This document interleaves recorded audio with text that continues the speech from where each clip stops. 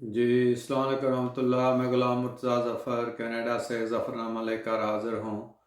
تو ہم نے جو تاریخ اسلام کا سلسلہ شروع کیا ہوا ہے، آج اس کی 15ویں قسط ہے، جس میں آج ہم ذکر کریں گے ولید بن عبد الملک کا، جو عبد الملک کے بعد اس کا بڑا بیٹا تھا۔ اس کو یہ ولی عہد بنا گیا تھا عبد الملک اپنی زندگی میں ہی، ولید کو، اور اس کے بعد سلمان کو، یہ دونوں بھائی تھے۔ ولید بڑا تھا، یہ پڑھا لکھا نہیں تھا، مگر تھا بڑا شریف النفس قسم کا انسان۔ تو اس نے 705 سے 715 تک جو ہے نا وہ اس کی خلافت چلی۔ یہ 46 سال کی عمر میں فوت بھی ہو گیا تھا، جوان ہی تھا ایک قسم کا۔ تو ولید نے بذات خود کوئی جنگوں وغیرہ میں حصہ نہیں لیا، کہیں فتوحات میں حصہ نہیں لیا۔ یہ زیادہ تر جو ہے نا وہ بس اپنے انتظامی معاملات ہی جو ہے وہ کرتا رہا، اور اس کا دور ذاتی حیثیت میں بڑا پرامن دور ایک قسم کا گزرا۔ کوئی بغاوتیں وغیرہ بہت کم ہوئی، قتل و غارت بہت کم ہوئی، اور فتوحات ہوئی اس کے دور میں۔ اس کی خوش قسمتی یہ تھی کہ ایک تو ابھی حجاج بن یوسف زندہ تھا، وہ ولید کی موت سے 1 سال پہلے ہی 96 ہجری میں ولید فوت ہوا تھا، 95 میں حجاج بن یوسف ہو گیا تھا۔ تو پہلے ہم بتا چکے ہیں کہ حجاج بن یوسف جو ہے وہ کتنا بڑا ایک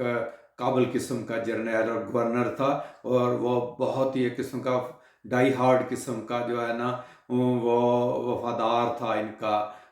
بنو امیہ والوں کا، اور خاص کر ان کا جو ہے نا مروان کا، عبد الملک کا، اور پھر ولید کا بھی، تو وہ بھی تھا۔ اور اس کے علاوہ کچھ اور بہت اچھے جو گورنر اور جرنیل مل گئے ولید کو، جن میں قتیبہ بن مسلم تھا، اور اس کے بعد موسیٰ بن نصیر اور طارق بن زیاد، یہ دونوں ایک ہی گروپ کے تھے، اور محمد بن قاسم اور مسلمہ بن عبد الملک جو ولید کا بھائی تھا۔ تو یہ بڑے قابل لوگ تھے، تو انہوں نے بہت فتوحات کیے۔ جس طرح قتیبہ بن مسلم جو ہے نا وہ ترکستان، چین اور خراسان کا علاقہ اس کے کنٹرول میں تھا، اس نے وہ فتح کیا، اس کی بات کرتے ہیں۔ موسیٰ بن نصیر اور طارق بن زیاد نے اندلس جو ہے نا وہ فتح کیا۔ محمد بن قاسم نے سندھ فتح کیا، اور وہ پنجاب ملتان تک چلا گیا۔ اور مسلمہ بن عبد الملک جو تھے وہ اس نے شام اور آذربائیجان اور کردستان اور یہ قسطنطنیہ تو فتح نہیں ہوا تھا، لیکن حملے وغیرہ وہاں بھی، اس علاقے میں بھی حملے ہونا شروع ہو گئے تھے، تو وہ علاقہ اس کے پاس جو ہے نا وہ تھا۔ تو اس طرح انہوں نے کافی فتوحات حاصل کی۔ اب قتیبہ بن مسلم نے جو ہے نا وہ سارا خراسان کا ایریا جو ہے نا، سمرقند، بخارا، تخارستان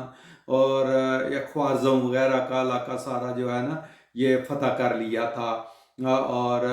خوارزم کے حکمران نے جو ہے وہ اطاعت بھی قبول کر لی تھی۔ اس نے جو ہے خوارزم شاہ کو حکومت دے دی تھی اس کے بھائی ارزاد سے، چین کا قتیبہ نے، مگر بعد میں لوگوں نے اسے قتل کر دیا، تو اس نے پھر اپنے بھائی عبید اللہ کو وہاں کا حاکم بنا دیا تھا، اور پھر سمرقند، بخارا وغیرہ میں بھی حکمران اپنے مقرر کیے، مگر انہوں نے خراج وغیرہ دینا قبول کر لیا تھا۔ چین پر بھی اس نے جو ہے نا وہ حملہ کیا، اور وہاں پر پیش قدمی کی، تو وہاں کا جو خاقان تھا اس نے بھی پھر آخر صلح کر لی تھی، اور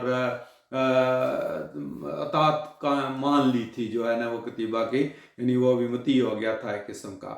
تو اس طرح اس کے بعد محمد بن قاسم جو ہے نا وہ سندھ پہ حجاج بن یوسف نے اس کو بھیجا تھا۔ تو اس محمد بن قاسم کا سارا قصہ جو ہے یہ ہم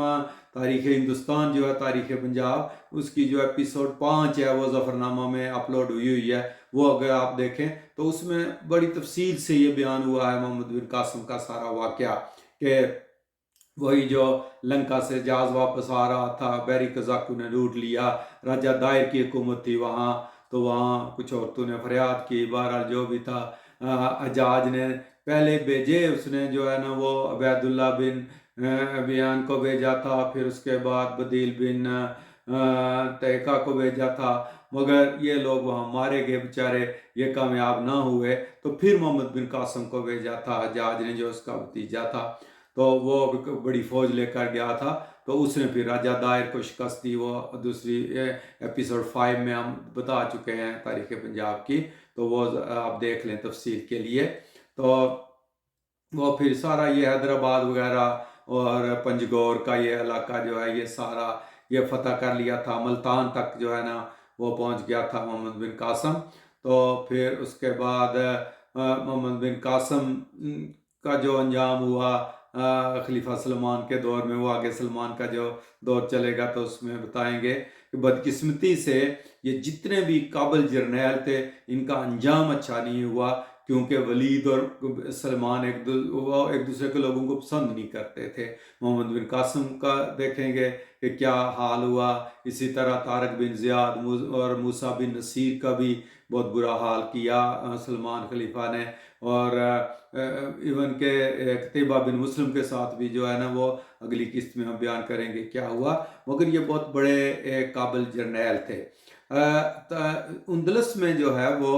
اب پیش قدمی ہونا شروع ہو گئی تھی، تو اندلس کا جو سب سے بڑا ہوا جو واقعہ وہ یہ کہ وہاں ایک گاتھ خاندان تھا، اس کی حکومت تھی، اور وہاں چرچ کا اصل میں کنٹرول تھا پورا ان کے حکم کے بغیر، یعنی وہ ایک قسم کی اسٹیبلشمنٹ تھی وہاں کی جو ہے نا، وہ جس کو مرضی بادشاہ بنا دیتے، اتار دیتے۔ ایک ان کا حکمران آیا تھا وٹیزا نام کا، تو اس نے پھر چرچ کے اختیارات کم کرنے شروع کر دیے، جس طرح آج کل ہماری حکومت جو ہے نا وہ سپریم کورٹ کے اختیارات کم کرنے کا سوچ رہی ہے، اور ہر کوئی اپنی اپنی پاور استعمال کرتا ہے اور دوسرے اس پاور کو گرانے کی کوشش کرتے ہیں۔ تو پھر چرچ نے اس کو وٹیزا کو ہٹا کر راڈرک جو تھا ایک فوجی جرنیل تھا اس کو تخت نشین کر دیا تھا، وہ بادشاہ بن گیا تھا۔ تو اب راڈرک کا ایک اور یونانی جو ہے نا وہاں ایک آدمی تھا کاؤنٹ جولین، تو کاؤنٹ جولین کی اور اس کی راڈرک کی مخالفت ہو گئی، اس لیے کہ کاؤنٹ جولین کی بیٹی کو اس نے زبردستی اپنے پاس رکھ لیا تھا، یا اس کے ساتھ شادی کر لی تھی راڈرک نے، تو جس کو کاؤنٹ جولین نے پسند نہیں کیا۔ تو کاؤنٹ جولین نے اصل میں موسیٰ بن نصیر کو اور طارق بن زیاد کو دعوت دی کہ آپ آؤ اندلس پہ حملہ کرو، بلکہ وہ آیا، اس نے اپنے بحری جہاز دیے جو تجارتی جہاز تھے، ان میں وہ طارق بن زیاد کی فوج کو لے کر گیا تھا، اور وہاں جبل الطارق میں جا کر اترے تھے وہ۔ تو موسیٰ بن نصیر جو شمالی افریقہ کا گورنر تھا، اس نے پہلے اپنے ایک دستہ بھیجا ریکی کرنے کے لیے، 500 سواروں کا جو ہے نا، طریف ایک آدمی تھا اس کی سرکردگی میں۔ تو وہ جب واپس آئے تو انہوں نے بتایا کہ بھئی وہاں تو بہت دولت ہے، وہاں تو سارا جو ہے نا وہ بڑا زبردست جو ہے نا وہ چانس ہے۔ تو پھر طارق کو بھیجا کوئی 7000 فوج دے کر، اسی جو ہے نا کاؤنٹ جولین جو تھا وہ گائیڈ تھا ایک قسم کا، وہ لے کر گیا تھا ان کو۔ تو پھر وہاں طارق بن زیاد نے وہی جبرالٹر میں وہ اپنے جہاز جلائے اور وہ تقریر بھی کی، اور پھر جا کر حملے کیے، اور بڑی فتوحات حاصل کر لی تھی اس نے اندلس میں۔ اور جب وہ کافی آگے بڑھ گیا تھا تو اس وقت پھر اسی نے کاؤنٹ جولین نے مشورہ دیا کہ آپ چھوٹے چھوٹے گروپ بنا کر مختلف شہروں میں بھیج دو۔ تو وہ جب تاریخ اندلس ہم بیان کریں گے تو یہ تفصیل اس میں آئے گی، سرسری بیان کر دیتا ہوں۔ تو طارق بن زیاد کا پہلا وہاں کا ایک ڈیوک تھا